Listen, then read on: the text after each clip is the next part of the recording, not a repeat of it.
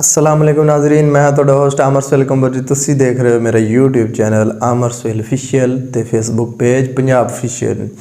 तो नाजरीन, अज इस वीडियो क्लिप दे विच किसान दोस्तां नूं जो कि अजकल गंदम दा सीज़न बिल्कुल ख़त्म हो रहा है ते जिहड़ा कि गंदम दे उत्तों जिहड़ी कि सुंडी है वह बरसीन दे उत्ते शिफ्ट हो रही है।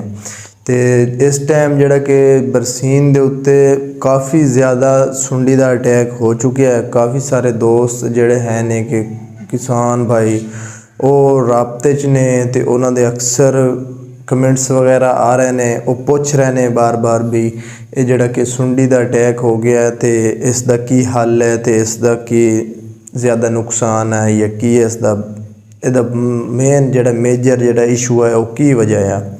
तो इस वीडियो दे विच इंशाल्लाह इसदा तुहानूं मज़ीद मुकम्मल हल दस्सिया जाएगा, क्योंकि आजकल जैसा कि तुहानूं पता है कि गंदम दा सीज़न बिल्कुल ख़त्म हो रहा है। कटाइयाँ शुरू ने तो किधरे कटाइयाँ हो चुकियां ने। तो जिहड़ा कि सुंडी जिहड़ी है कि वो अमेरिकन सुंडी है, वो जिहड़ा कि गंदम तो फ्री हो के इधर बरसीन वाली साइड ते शिफ्ट हो रही है। बरसीन दी जिहड़ी फसल है, चारा जात है, उसनूं बिल्कुल मुकम्मल काफ़ी हद तक नुकसान पहुँचा चुकी है। जिहड़े फील्ड दे विच दाखल हुंदी है, इसकी रेशो की तादाद इसकी इतनी ज़्यादा तादाद नाल मौजूद हुंदी है कि ये एक दिन फील्ड दे विच होवे ते दूसरे दिन फील्ड दा हालात ही चेंज कर दिंदी है। तो इस दे इंसदाद वास्ते, इस दे हल वास्ते मार्केट दे विचों अगर तुसी लेना चाहो तो मल्टीनैशनल कंपनियां भी ने ते कोई नैशनल कंपनियां भी ने। उन्हां दे विचों जिहड़े कि प्रोडक्ट्स ने उन्हां दे विच कि क्लोनिट्रिप्रोल है, एक कोराजिन वाला जहर है, इस दा इस्तेमाल कर सकते हो तुसी, ये भी बेस्ट आ। इस दे नाल बायर का बेल्ट है, अगर बायर का तुसी रिजेंट का इस्तेमाल करते हो तो वो भी बेस्ट है। अगर तुसी नैशनल दे विच आ जाओ तो उस दे विच तुसी अगर सिंपल एमामैक्टन का इस्तेमाल करो तो भी बेस्ट आ। अगर तुसी ल्यूफेनुरान का इस्तेमाल करो तो उस दे नाल भी काफ़ी हद तक कंट्रोल हो जाएगा। हाँ, अगर एमामैक्टन तो ल्यूफेनुरान का मिक्सचर तुसी इस्तेमाल करोगे तो उस दे नाल भी इसका हल हो जाएगा।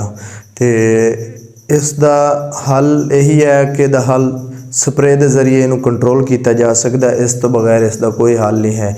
हाँ, बाकी वेखिया अक्सर खेतों के विच थोड़ा जिहा अगर तुसी भी गौर की होएगी कि खेतों के विच एक जिहड़ा कि अपने परिंदे फिरदे ने कि जिन्हों असां एक पंजाबी जुबान दे विच लाली कहने हैं। बाकी जिहड़े किसान दोस्त या फिर फार्मर्स जानते हैं इस परिंदे नूं, इसनूं बखूबी जानते हैं, वो भी तुहानूं कोशिश करते हैं कि तुहानूं तस्वीर भी दिखा दिंदे आ कि वो जिस टाइम अक्सर खेत दे विच चारा असां कटाई करते हैं तो वह काफ़ी तादाद दे विच मौजूद हुंदा जो कि उस सुंडी नूं अपनी खुराक बना के खा लैंदा है। वो काफ़ी हद तक उन्हां दा भी इहदे विच अमल दखल हुंदा है, वो इसनूं कंट्रोल करते हैं।